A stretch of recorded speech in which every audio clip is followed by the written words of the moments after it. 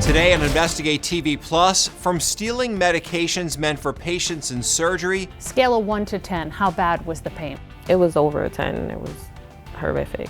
To writing prescriptions for themselves, we found doctors and nurses diverting critical treatment from patients. We uncover cases across the country and explain how this kind of crime can fall through the cracks. It broke my trust in the healthcare system. Plus, we join a specialized team on the front lines of the opioid epidemic. We're going to an unconscious person, abnormal breathing. An in-depth look at how these first responders connect people to recovery while freeing up resources for the rest of the community. Then, Executive Shine is a human connection company masquerading as a shoe shine company. we show you how an old-fashioned job can bring new friendships. In-depth stories that inform and inspire. You're watching Investigate TV Plus.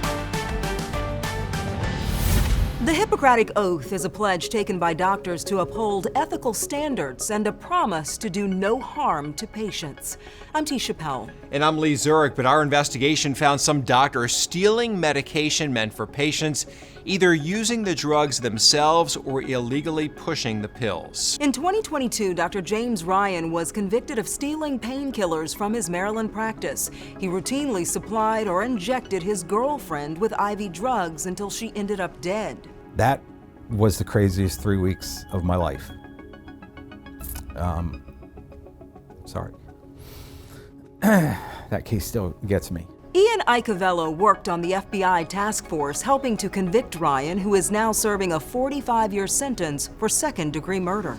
If you can operate with no oversight and really nobody has a questioning what you're doing, you just keep on doing it. Ryan is just one of dozens of examples of what's called medication diversion. Investigative reporter Josie Sturman digs into how these medical professionals can slip through the cracks and put their patients at risk. I worked for them. I was proud to have worked for them. You think of it as top-notch healthcare. Absolutely. When Sori Ellis Henry and her husband decided to expand their family, Yale seemed like a no-brainer to help them become mom and dad once again. So this was our name bands, and we went to the clinic, the medicine that I had to take shots. After enduring the grueling early stages of fertility treatment, the couple was filled with hope on Retrieval Day, where physicians surgically remove mature eggs from the ovaries for fertilization. The procedure is typically done while women are awake and is supposed to bring little to no pain. Something was clearly wrong. Scale of 1 to 10, how bad was the pain? It was over a 10. It was horrific. The reason? Court records show that for months in 2020, a nurse at the clinic she visited had been secretly stealing fentanyl from the medical supply, draining the drug vials for her own use, refilling them with saline and putting them back on the shelf. So instead of getting a potent painkiller during their procedures, at least 95 patients got salt water. I was shocked. I was relieved to know what happened, and then the anger kicked in. It's called diversion, where medical professionals channel medications away from their intended legitimate purpose for illegal use or distribution. Our national investigative team found dentists, nurses, and doctors of all kinds doing it across the country. We looked at disciplinary records for regulatory boards nationwide dating back to 2018. We found nearly 300 medical professionals who've been punished for diversion. When you start putting letters before and after somebody's name, they're looked at differently. Ian Icovello knows. He worked on an FBI task force investigating diversion cases and healthcare fraud. We took him dozens of egregious examples we found in disciplinary records. They include a doctor getting his partners to sign blank prescriptions so he could stockpile hundreds of pain pills for himself. A dentist who wrote prescriptions for sedation drugs for dozens of patients she never saw. Another who ordered thousands of Xanax through a dental distributor to fuel his own habit. And nurses who took home opioids that went unused during their shift, gave themselves morphine injections, took drugs from needles in the sharps container, and even used pills meant for patients, claiming they'd been given when the person complained of pain. In some cases, diverters were snagged by a prescription paper trail. Others were caught on camera or flagged when automated medication machines in many medical settings had records that didn't add up. But in many diversion cases, they come to an end simply because somebody opened their mouth. When something isn't right, there is a good chance that, frankly, we can even go back to an elementary school principal. Somebody's going to tattle. In one of Eduardo Chavez's biggest cases, somebody did, busting open a massive diversion case in Texas. Getting his medicine up in there now. Our national investigative team got exclusive access to the wiretaps and undercover footage used in the DEA's Operation Wasted Days. The sting captured a network of recruits on video, part of a multi-million-dollar pill mill run by two doctors writing prescriptions for controlled substances for cash, with pharmacies in on the scam helping divert drugs for resale on the street. In essence, the process was as insulated as it could be. Although the DEA does both random and scheduled audits of prescribing habits, the agency has to keep an eye on hundreds of thousands of registered prescribers nationwide, with the vast majority playing by the rules. Unless somebody steps out of that closed environment and says, I think you all need to hear this, there's really nobody. This is the proud daddy holding his baby. In Soriellis Henry's case, instead of cries of agony from patient after patient, it was somebody who noticed a loose cap on a fentanyl bottle that put a stop to diversion at the Yale Clinic. It broke my trust in the healthcare system. I just didn't understand, even as a nurse, and how that could have happened. Since discovering the diversion, a Yale representative says new measures have been instituted to ensure its clinics have the most rigorous processes, procedures, and safeguards in place. The university recently settled a lawsuit brought by victims at its fertility clinic. The nurse involved pleaded guilty and surrendered her license. Still ahead, a new team of first responders aims to free up resources for other emergencies, how it works, and why those involved say it's saving lives. Plus, this is probably like the most fun project I've done yet. Students go high-tech to help others. You can see its real-life applications and how important this can be in the world. We take you to the classroom helping students explore careers in science.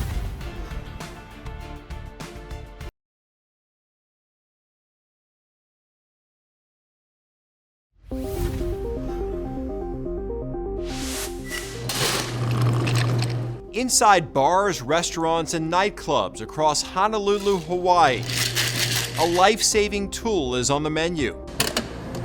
We have our 2 doses in here. In 2024, Honolulu became the first major city in the U.S. to require an opioid overdose reversal drug, such as Narcan, in venues that serve liquor.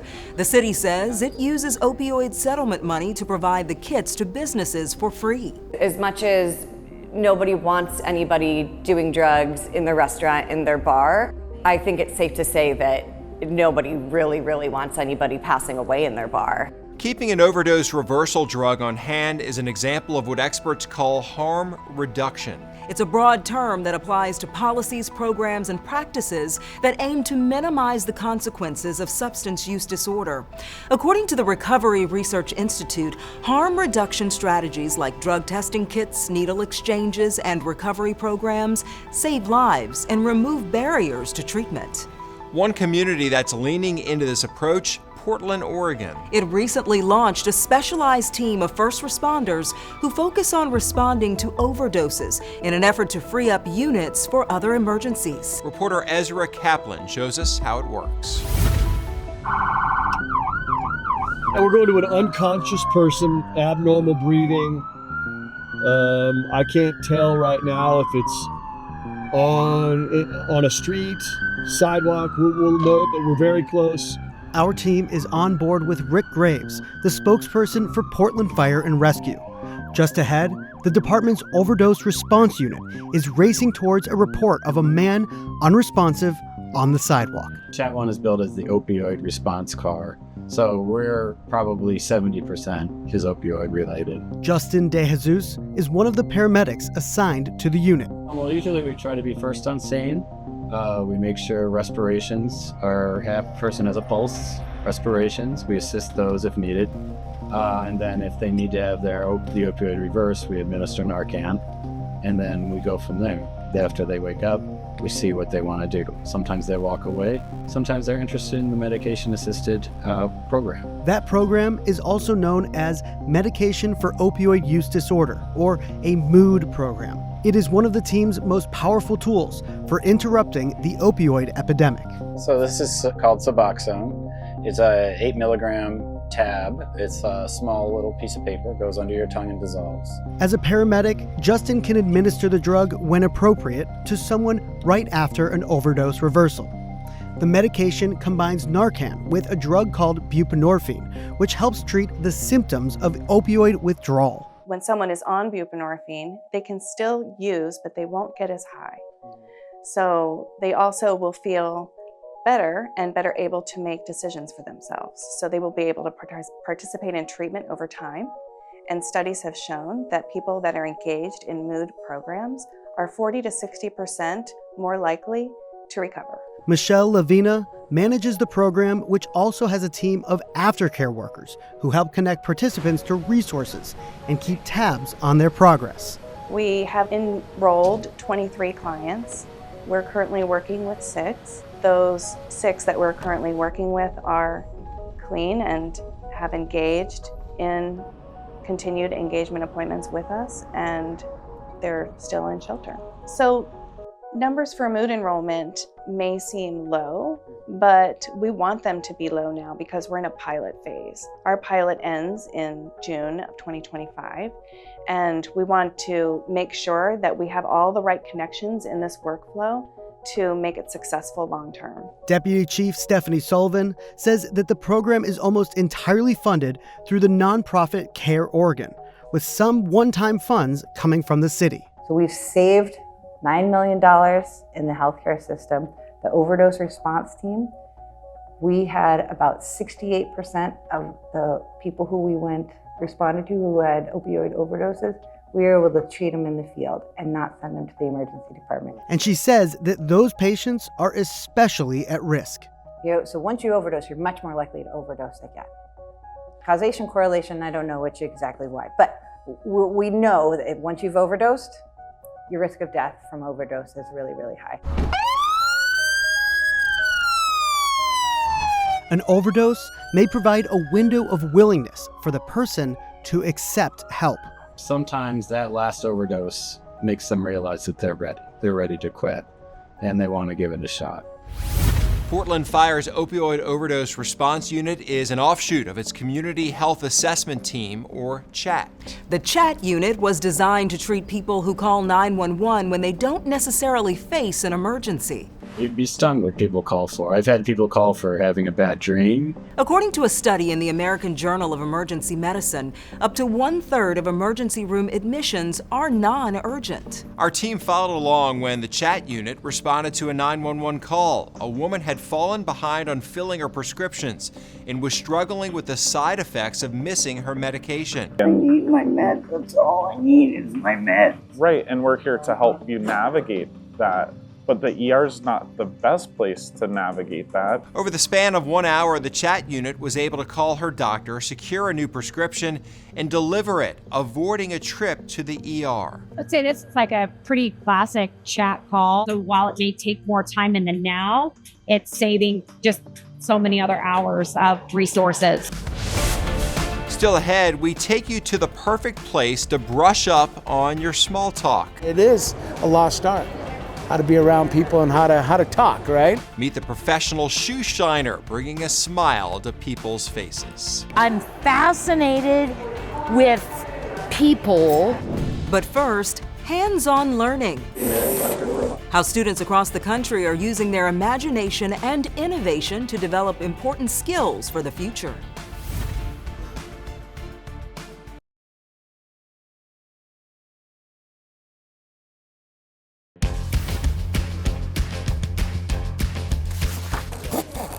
Cardboard, scissors, and a lot of tape. This is much more than just an arts and crafts project. The children will create boats out of cardboard and duct tape and 2 kids will sit in the boats and race across a pool. Very scary. Go! Whether they sink or swim, we found cardboard boat regattas across the country, introducing students to STEM, or science, technology, engineering, and math. We have determined that you've got to engage children early for them to have a thirst for knowledge. According to the National Center for Science and Engineering Statistics, STEM workers with a bachelor's degree or higher typically earn 47% more than non-STEM workers with the same education level. Many students exposed to this kind of hands-on problem solving aren't just building for fun and games. They're engineering solutions for real-life problems. Reporter Steven Sarabia shows us how. These high schoolers are hard at work designing something that not only looks like it's from the future, but is very practical for everyday use. This is probably like the most fun project I've done yet, because it has, like, you can see its real life applications and how important this can be in the world. We met up with Gary Hoffland and his classmates at Corona del Sol, where they're making prosthetic hands that are delicate enough to handle a remote. Remotes for everything is day-to-day life. In this project, their teacher wants their designs to help people with various hand disorders. In the engineering industry, inevitably, there's always going to be a customer that wants a different request. Okay, so we have a prototype right here. I can see it simulates hand movements. So what's the goal? We have this.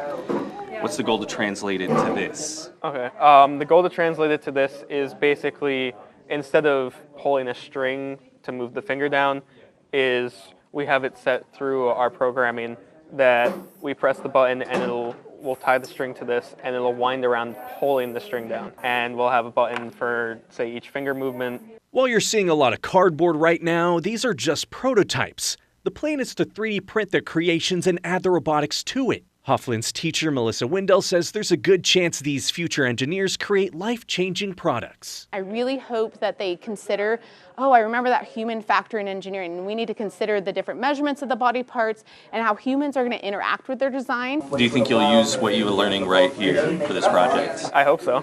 It'd be really cool. Thanks to a grant from Arizona nonprofit SRP, their teacher was able to buy the 3D printer her students will use for their project. Meantime, in Cincinnati, Ohio, one STEM course teaches middle school students life-saving lessons. Keep your arms straight and press down at least 2 inches. Welcome to Scrub Camp. Students from Corryville Catholic School learn CPR and how to stop the bleed and how to call 911. Practical skills as educators hope to inspire young people to pursue a career in medicine. This is kind of a fun way to introduce students to the idea of educational career pathways in healthcare. Still ahead, she takes pride in her polish. Looking good. And her people skills. You just have to meet people where they're at. So wherever they're ready to connect, that's where we're going to meet them. We reveal where you can find a one-of-a-kind shoe shine.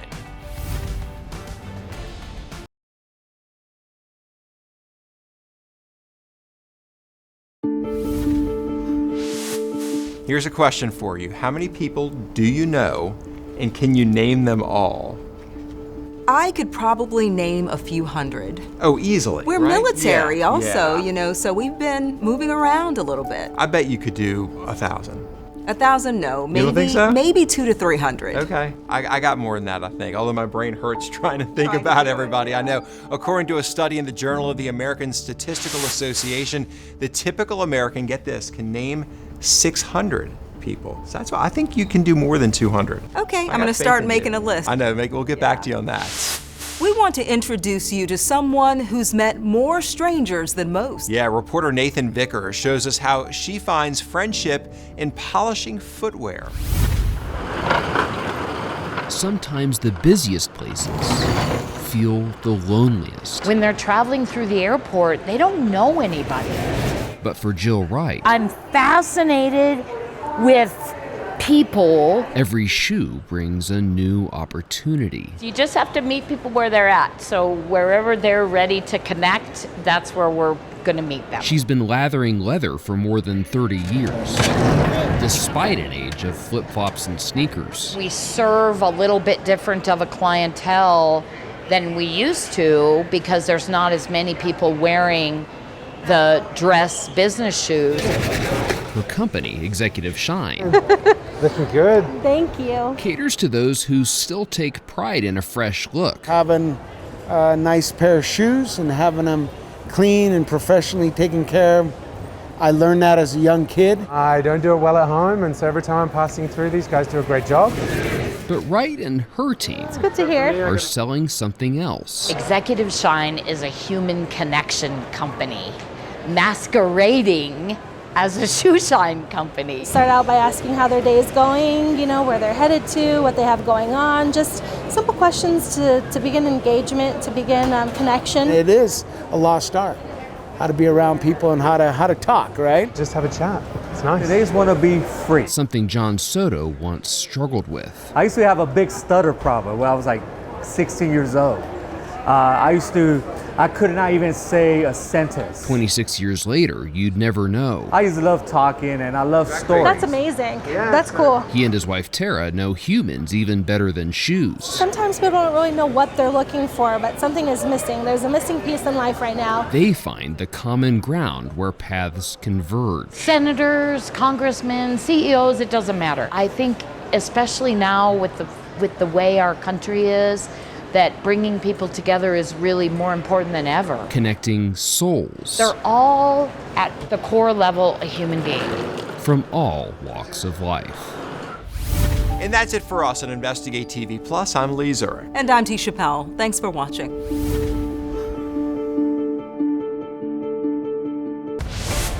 On the next Investigate TV Plus, we found some drivers may not know the full history of their used car, potentially putting lives at risk. If I can't tell by doing this for 26 years, more than likely most people will not be able to tell. We take an in-depth look at what consumer rights attorneys call a secretive system and what you can do right now to ensure your car is safe.